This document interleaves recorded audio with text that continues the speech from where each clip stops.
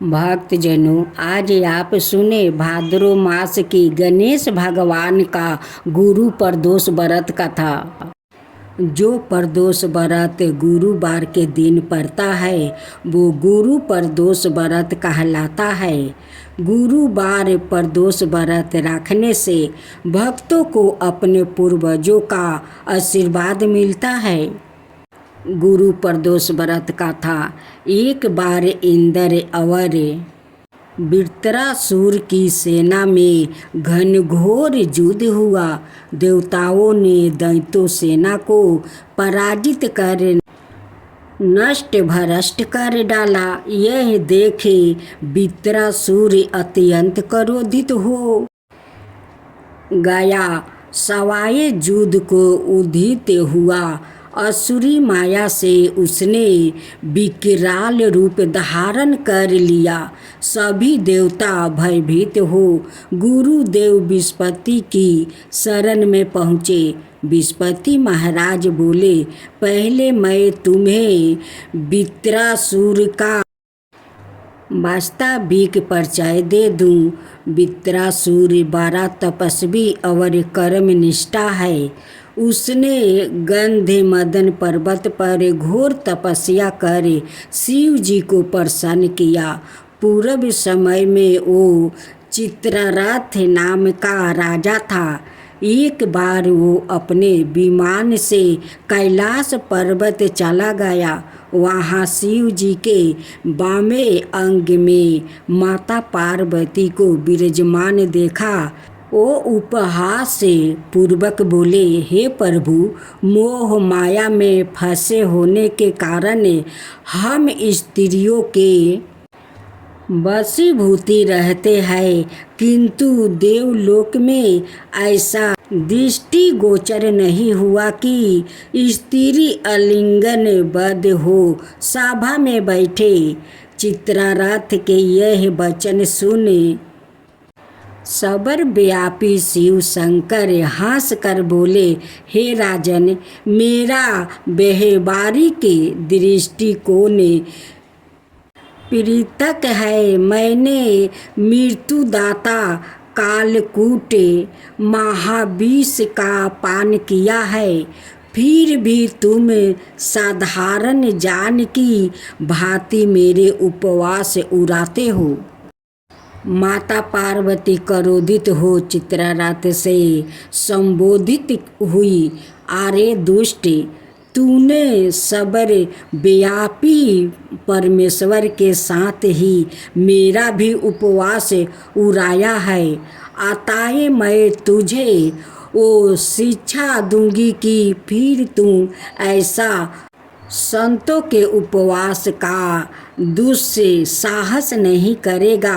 अब तू दैत्य स्वरूप धारण कर विमान से नीचे गिरे, मैं तुझे श्राप देती हूँ। जगदम्बा भवानी के अभिशाप से चित्ररथ राक्षस योनि को प्राप्ति हो गया और त्वष्टा नाम का ऋषि के श्रेष्ठ तप से उत्पन्न हो वृत्रासुर बना। गुरुदेव बृहस्पति आगे बोले, वृत्रासुर बाल्यकाल से ही शिव भक्त रहा है। अतः हे इंद्र, तुम बृहस्पति प्रदोष व्रत करो, शंकर भगवान को प्रसन्न करो। देवराज ने गुरुदेव की आज्ञा का पालन करे बृहस्पति प्रदोष व्रत किया। गुरु प्रदोष व्रत के प्रताप से इंद्र ने शीघ्र ही वृत्रासुर पर विजय प्राप्ति कर लिया और देवलोक में शांति छा गई। भक्तजनों, आज बृहस्पतिवार है। आप बृहस्पति भगवान की आज आप लोग कथा सुने। बृहस्पतिवार का जो लोग बृहस्पति देव के श्रद्धा भक्ति से कथा सुनते हैं उस पर बृहस्पति देव प्रसन्न हो जाते हैं। विस्पति देव की जय हो, विस्पति देव की जय हो। प्राचीन समय की बात है, एक नगर में एक बड़ा व्यापारी रहता है। वो जहाजों में माल लाद कर दूसरे शहरों में भेजा करता है। वो जिस प्रकार अधिक धन कमाता है उसी प्रकार जी खोलकर दान भी करता है, परंतु उसकी पत्नी अत्यंत कंजूस है। वो किसी को एक डमरी भी नहीं देने देती है। एक बार सेठ जब दूसरे देश में व्यापार करने गया तो पीछे से विस्पति देव ने साधु भेष में उसकी पत्नी से भिक्षा मांगने आई। व्यापारी की पत्नी विस्पति देव से बोली, हे साधु महाराज, मैं इस दान और पुण्य से तंग आ गई हूँ। आप कोई उपाय बताइए जिससे मेरा सारा धन नष्ट हो जाए और मैं आराम से रह सकूं। मैं यह धन लुटाता हुआ नहीं देख सकती। विस्पति देव ने कहा, हे देवी, तुम बड़ी विचित्र हो। संतान और धन से कोई दुखी होता है। अगर अधिक धन है तो इसे शुभ कामों में लगाया करो। कुंवारी कन्याओं का विवाह करवाओ, विद्यालय और बाग बगीचा का निर्माण करवाओ। ऐसे पुण्य कार्य करने से तुम्हारा लोक परलोक सार्थक हो सकता है। परंतु साधु की इन बातों से व्यापारी की पत्नी को खुशी नहीं हुई। उसने कहा, मुझे ऐसा धन की आवश्यकता नहीं है जिसे मैं दान दूं। तब विस्पति देव बोले, यदि तुम्हारी ऐसी इच्छा है तो तुम एक उपाय करना। 7 बृहस्पतिवार घर को गोबर से लिपना, अपने केश को पीली मिट्टी से धोना, केशों को धोते समय स्नान करना, व्यापारी से हजामत बनाने को कहना, भोजन में मांस मदिरा खाना, कपड़े अपने घर धोना। ऐसे करने से तुम्हारा सारा धन नष्ट हो जाएगा। इतना कहकर बृहस्पति देव अंतर्ध्यान हो गए। व्यापारी की पत्नी ने बृहस्पति देव के कहे अनुसार 7 बृहस्पतिवार वैसे ही करने का निश्चय किया। केवल 3 बृहस्पतिवार बीते थे कि उसी समस्त धन संपत्ति नष्ट हो गई और वो परलोक सिधार गई। जब व्यापारी वापस आया तो उसने देखा कि उसका सब कुछ नष्ट हो चुका है। उस व्यापारी ने अपनी पुत्री को संताना दी और दूसरे नगर में जाकर बस गया। वहाँ वो जंगल से लकड़ी काट कर लाता और शहर में बेचता। इस तरह वो अपना जीवन बिताने लगे। एक दिन उसकी पुत्री ने दही खाने की इच्छा प्रकट की, लेकिन व्यापारी के पास दही खरीदने के पैसा नहीं थे। वो अपनी पुत्री को आश्वासन देकर जंगल में लकड़ी काटने चला गया। वहाँ एक वृक्ष के नीचे बैठे अपनी पूर्व दशा पर विचार कर रोने लगा। उस समय बृहस्पतिवार था। तभी वहाँ बृहस्पति देव साधु के रूप में सेठ के पास आए और बोले, हे मनुष्य, तू इस जंगल में किस चिंता में बैठा है? तब व्यापारी बोला, हे महाराज, आप सब कुछ जानते हैं। इतना कहकर व्यापारी अपनी कहानी सुनाकर रो पड़ा। बृहस्पति देव बोले, देखो बेटा, तुम्हारी पत्नी ने बृहस्पति देव का अपमान किया है, इसी कारण तुम्हारा यह हाल हुआ है। लेकिन अब तुम किसी प्रकार की चिंता मत करो। तुम गुरुवार के दिन बृहस्पति देव का पाठ करो। 2 पैसे के चने और गुड़ को लेकर जल के लोटे में शक्कर डालकर वो अमृत और प्रसाद अपने परिवार के सदस्यों और कथा सुनने वालों में बांट दो।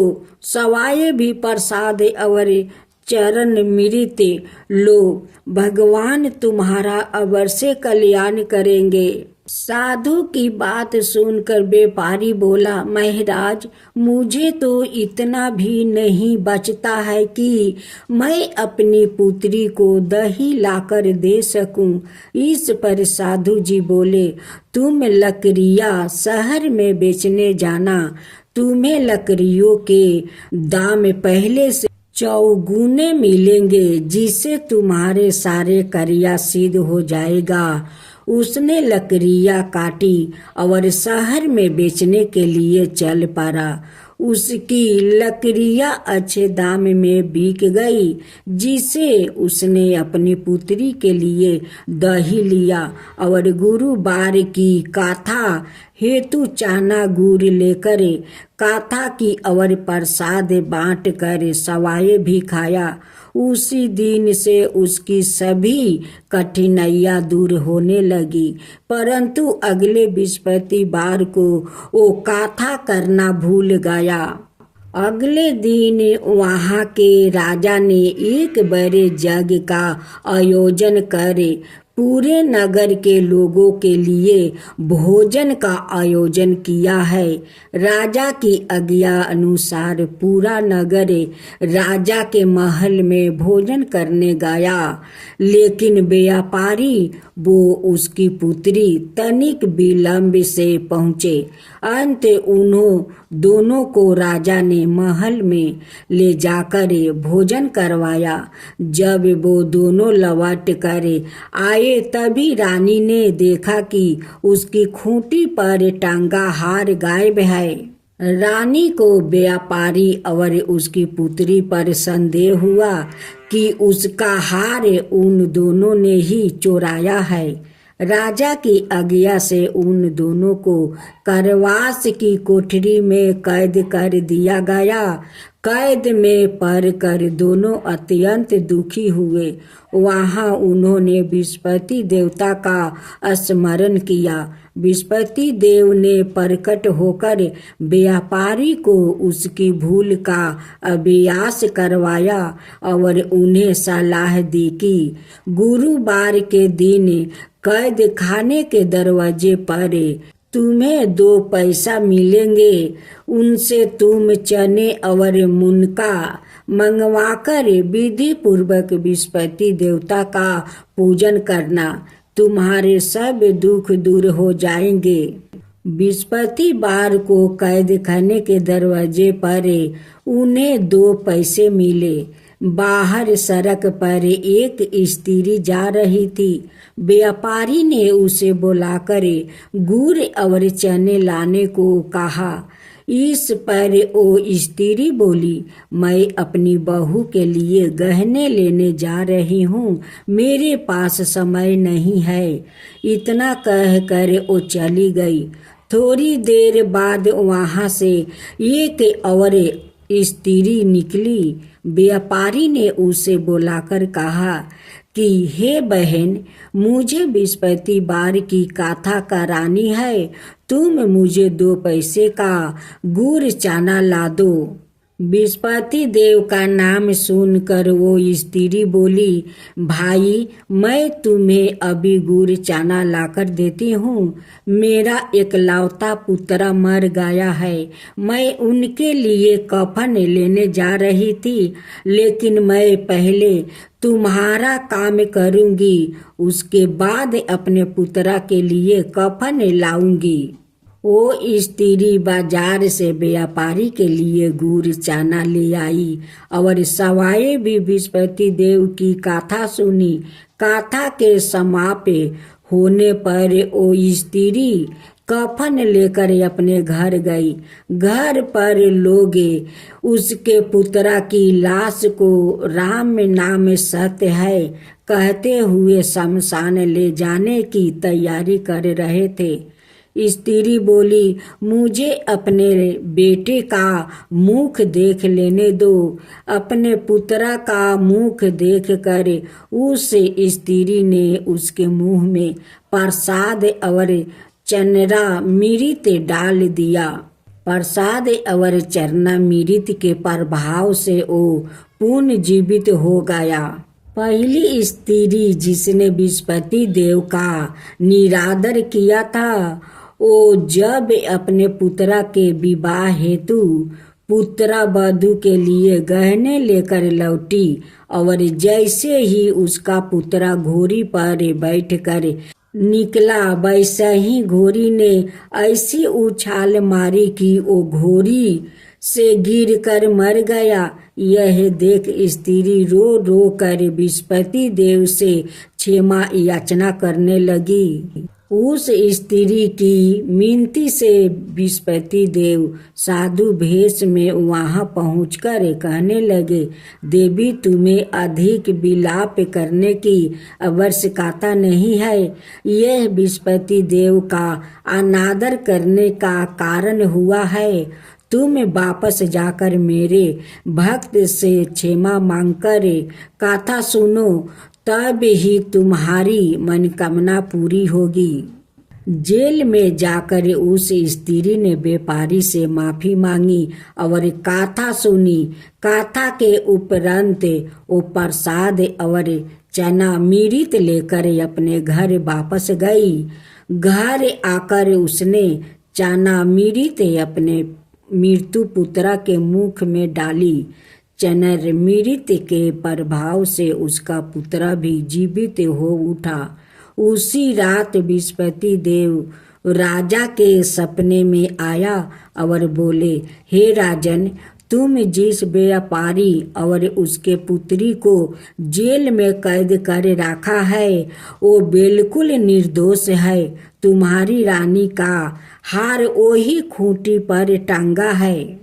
दिन निकला तो राजा रानी ने हार खूंटी पर लटका हुआ देखकर राजा ने उस व्यापारी और उसकी पुत्री को रिहा कर दिया और उन्हें आधे राज्य देकर उसकी पुत्री का विवाह ऊंचे कुल में करवाकर दहेज में हीरे जवाहरात दिया।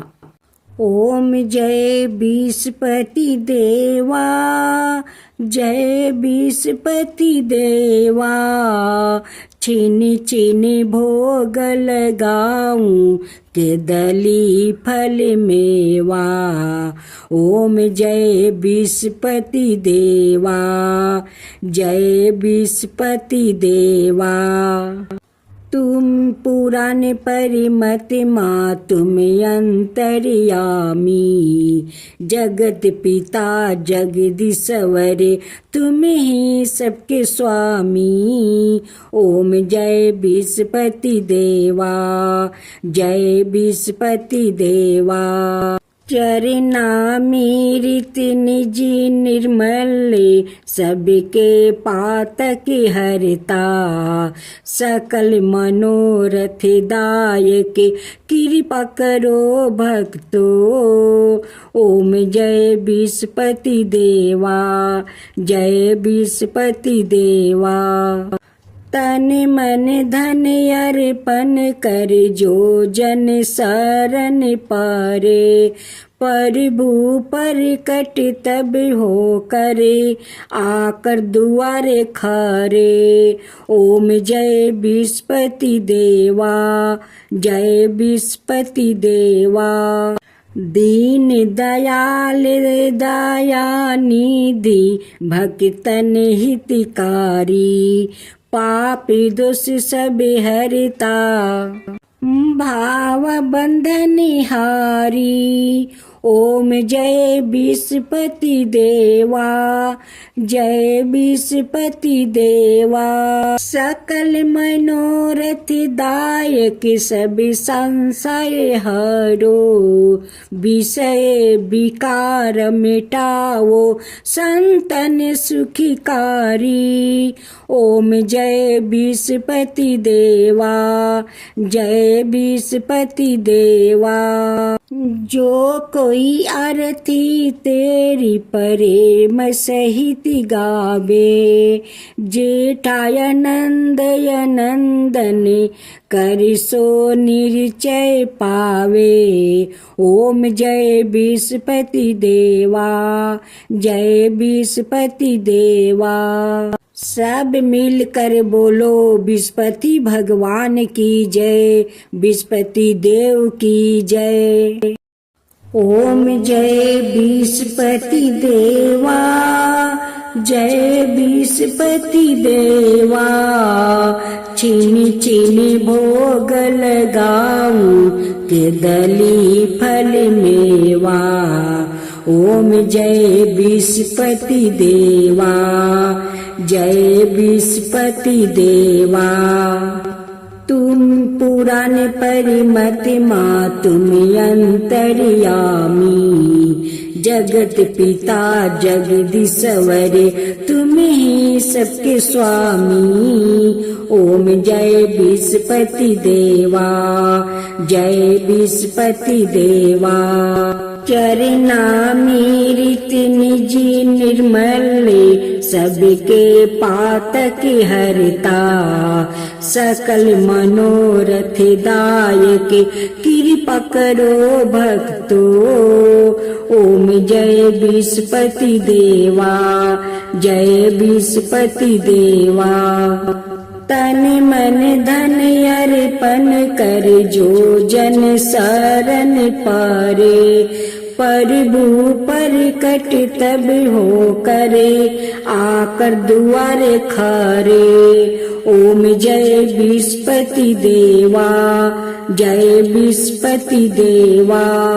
दीन दयाल दया निधि भक्तन हितकारी। पापी दोष सब हरता भाव बंधन हारी। ओम जय विष्णुपति देवा, जय विष्णुपति देवा। सकल मनोरथ दायक सब संशय हरो।